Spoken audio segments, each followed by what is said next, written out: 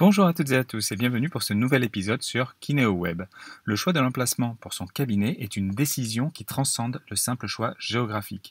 C'est une stratégie qui englobe les éléments clés tels que l'accessibilité, les prescripteurs, l'offre existante, les coûts fonciers et bien d'autres choses encore. Nous allons plonger dans cet univers passionnant avec Cédric, fondateur de Impulsio, pour explorer les conseils et les considérations essentielles pour garantir le succès de son cabinet dès sa conception. Alors, bonjour Cédric et merci de nous rejoindre à nouveau. Quelle est l'importance de l'emplacement? Bonjour à tous, salut Julien. Alors, quelle est l'importance de l'emplacement dans le du choix de l'emplacement dans son cabinet de kiné? Clairement, on pourrait penser que du travail pour les kinés, il y en a partout, que les gens, ils ont besoin du kiné, donc eh ben, ils vont y aller. Voilà, ça c'est le postulat de base qu'on peut avoir. Sauf qu'on se rend compte que c'est important, d'autant plus quand c'est une création de cabinet, de bien choisir l'emplacement, à la fois par rapport aux prescripteurs éventuels que l'on peut avoir autour, à la fois sur la notion d'accessibilité, de facilité pour aller vers ce cabinet, et tous les éléments que l'on doit prendre en compte, comme quand on crée une activité, un commerce ou autre, parce que, oui, on est dans le soin, oui, les gens veulent une compétence, mais on est de plus en plus avec une société de consommation, avec des gens qui ne veulent pas de contraintes, qui veulent, s'ils pouvaient mettre leur vélo directement dans la salle de soins, ils le feraient. Donc, tous ces éléments-là, il faut en tenir compte dans le choix de son emplacement de cabinet. Le coût du vélo dans la salle de soins, c'est pas mal en fait. Ça permet au kiné de faire des économies sur, sur le matériel.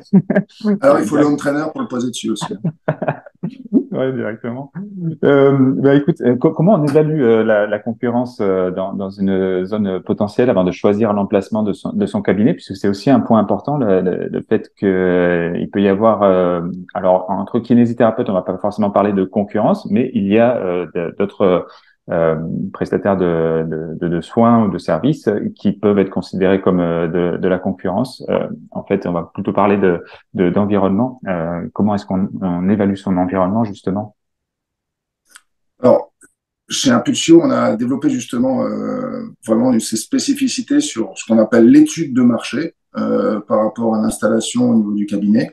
On a Aude qui a vraiment développé cette compétence et on va aller sur, on a les mêmes méthodes que dans les autres domaines pour une étude de marché, c'est-à-dire qu'on va faire une étude démographique, on va chercher les informations sur le nombre de praticiens qui sont situés dans la zone, le nombre de prescripteurs aussi, parce que on fonctionne sur prescription médicale. Alors oui, il y a de plus en plus de développement. On le voit, ces sujets sont beaucoup abordés sur la notion d'actes déconventionnés, sur tout ce que l'on peut développer à côté, plein d'autres sujets qui ont été vus chez KineoWeb aussi. Mais on est quand même dans la majorité des cas, et dans la plupart de nos soins, on fonctionne sur un système de conventionné, donc sur prescription médicale. Et donc, il faut qu'on tienne compte aussi de nos prescripteurs, que sont les médecins, qu'ils soient généralistes ou spécialistes, des cliniques environnantes. Tous ces éléments-là, un exemple tout bête, on a aidé au développement d'un cabinet qui voulait aller spécifiquement vers la rééducation maxillofaciale. Et on a étudié aux alentours quel était le potentiel de prescripteurs dans la notion de maxillofacial, que ce soit des chirurgiens en maxillofacial ou des dentistes. Voilà, tous ces éléments-là, on va chercher les informations et on fait une étude quantifiée et démographique sous la forme prescripteur et autres praticiens pour vraiment bien choisir l'endroit, vraiment la localisation au niveau géographique pour s'installer. Quels sont les critères clés à considérer pour déterminer l'accessibilité d'un emplacement? Ça revient un petit peu sur la première question. Euh, Est-ce que tu peux développer un petit peu cette partie-là? Comme je l'ai dit avant, on est quand même dans une société de consommation, c'est-à-dire que les gens veulent tout de suite et très vite, et souvent le moins cher. Donc il y a cet élément-là. On est aussi, et c'est une très bonne chose, on le vit sur les évolutions des mentalités au niveau écologique. Donc les gens sont sensibles au fait du déplacement avec le moins d'impact carbone. Donc trouver un emplacement il peut y avoir la compétence que l'on veut. On peut être le champion du monde de la kiné maxillofaciale. Je prends la maxillofaciale parce que c'est l'exemple que j'ai eu dernièrement. Et ben, les gens, s'ils doivent aller 2 à 3 fois par semaine chez leur kiné pour faire leurs soins et avoir leur rééducation, ça peut être le meilleur des kinés. Il y a un moment, si on galère pour y aller en voiture, si on galère pour stationner, si on est stressé parce qu'il y a la notion de temps de parking, il y a un moment, les gens, ils s'investiront pas dans leur rééducation. Donc, c'est hyper important, en plus d'associer la compétence, d'associer l'accessibilité et éventuellement le parking. C'est-à-dire qu'il faut que ce soit facile. Il faut que les gens ne se posent pas cette question-là. Alors, l'idéal, c'est de regarder aussi la notion de transport en commun, la notion de piste cyclable. Nous, on est situé à Strasbourg et on a la chance d'avoir une ville qui a beaucoup développé ça. La notion de piste cyclable, on le voit de plus en plus dans les grandes agglomérations que les municipalités sont sensibles à ça. Mais il faut tenir compte à la fois de l'évolution des mentalités, comme j'ai dit, société de consommation et société très, très à cheval sur la notion d'impact carbone. Et on a envie d'essayer de se déplacer propre. C'est super et c'est vrai que parfois c'est très difficile de tout concilier parce que quand on est sur une ville comme Strasbourg qui développe énormément, ou je pense à Bordeaux aussi où c'est comme ça ou même beaucoup de villes finalement maintenant. On a un accès qui est facilité pour les transports plus légers et moins polluants. Mais d'un autre côté, pour le coup, c'est difficile de trouver une place de parking quand on se quand on se déplace en voiture. Donc parfois trouver l'équilibre entre les deux. Et le meilleur équilibre, c'est vraiment un enjeu majeur et ça demande vraiment une étude une étude vraiment spécifique effectivement. Oui, d'autant plus que sur Ouais. certaines spécificités, si on regarde, c'est les cabinets de kiné du sport qui veulent se développer, on est obligé d'avoir une certaine surface pour avoir une activité. Et pour avoir cette surface, souvent l'immobilier dans les intramuros est très élevé au niveau financier. Donc sortir des zones, des centres-villes pour aller vers des zones plus vertes et des zones avec plus de place et une approche financière plus abordable. Et on l'étudie aussi ça à chaque fois parce que en dehors des villes, l'accessibilité est souvent plus facile et en plus, on peut avoir une notion économique non négligeable. Ouais, donc c'est vraiment c'est point clé à bien retenir, à bien garder en tête. Euh, En quoi la connaissance des besoins locaux en matière de kinésithérapie est également cruciale pour sélectionner un bon emplacement? Parce qu'il n'y a pas que l'environnement du cabinet, il y a aussi les besoins spécifiques à chaque endroit. Hein. C'est pas forcément une ville où il y a très peu de jeunes qui s'installent et une population plutôt âgée n'aura pas les mêmes besoins qu'une ville jeune et dynamique avec très peu de retraités, par exemple. Là, on fait un peu un petit saut vers le dernier échange qu'on avait eu, la dernière interview sur la mise en place d'un cahier des charges quand on veut créer un cabinet. Créer un cabinet sous la forme création complète ou réorganisation d'un cabinet, et ce qui fait partie du cahier des charges, c'est aussi pour le praticien comment je veux pratiquer et qu'est-ce que je veux faire.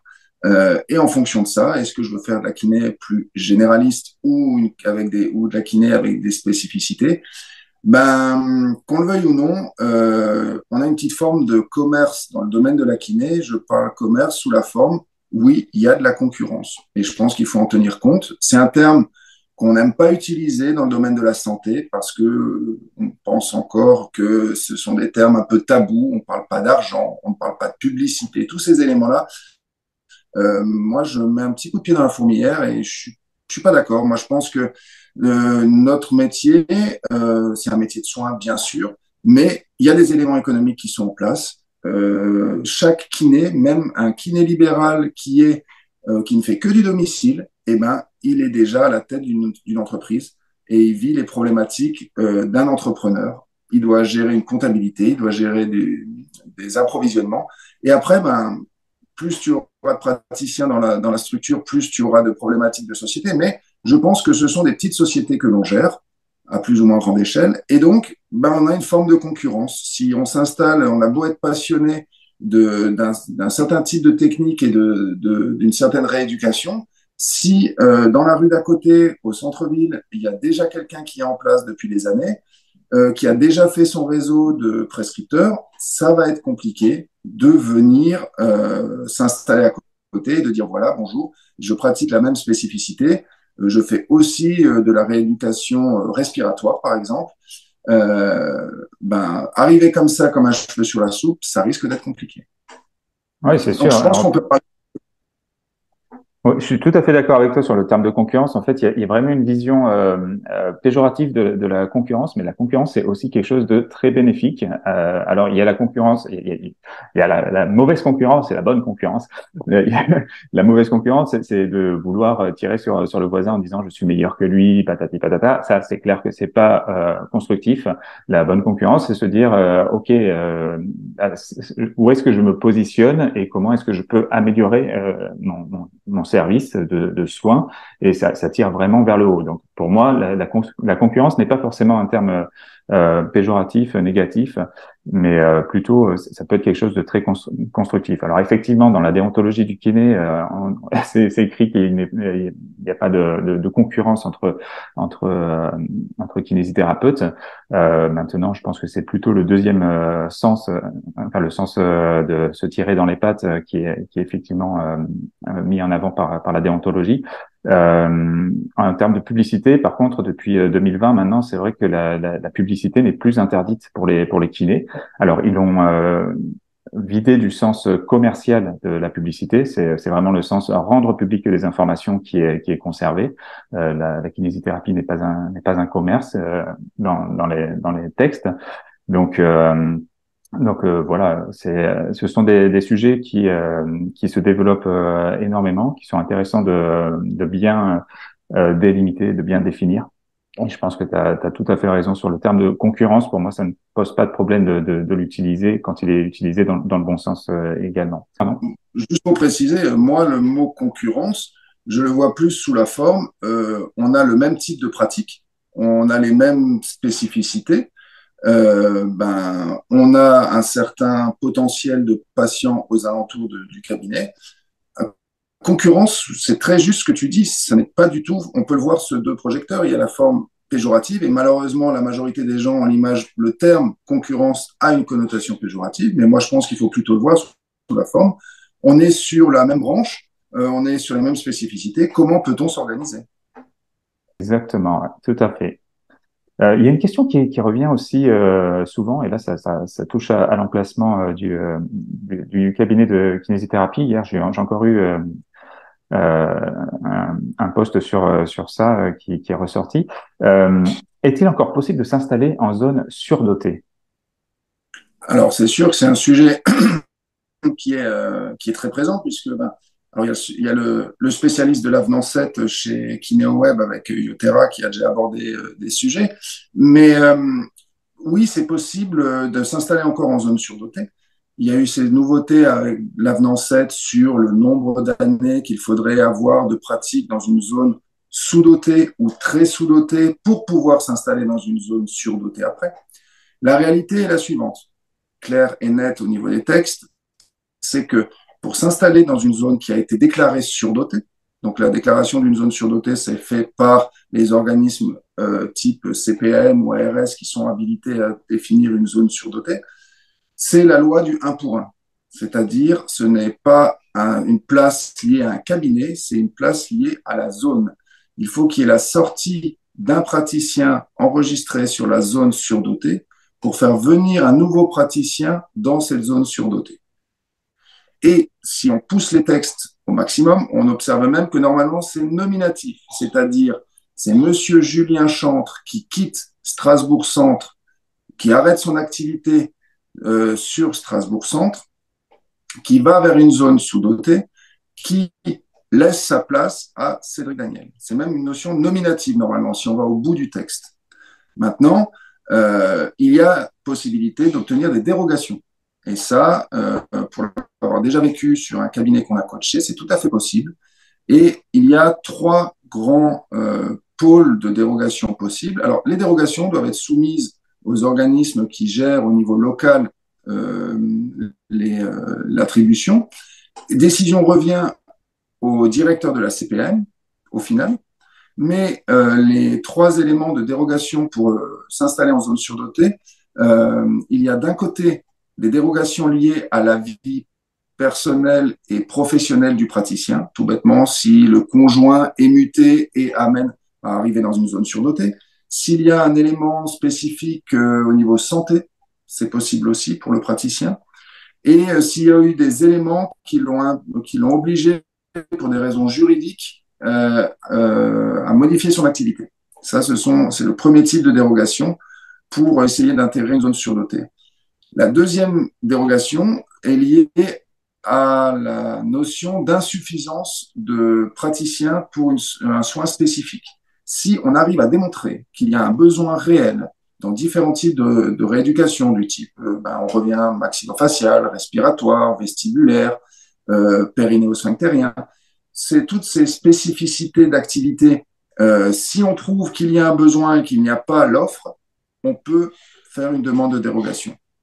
Et le dernier élément pour lequel on peut obtenir des dérogations, c'est s'il y a un cabinet qui voit le départ d'un de ses praticiens qui, en restant dans cette zone surdotée, Julien quitte le cabinet mais veut rester dans cette zone surdotée, il a le droit, puisque c'est le nombre de praticiens par zone surdotée et pas le nombre de praticiens par cabinet, pas par structure, mais par zone géographique.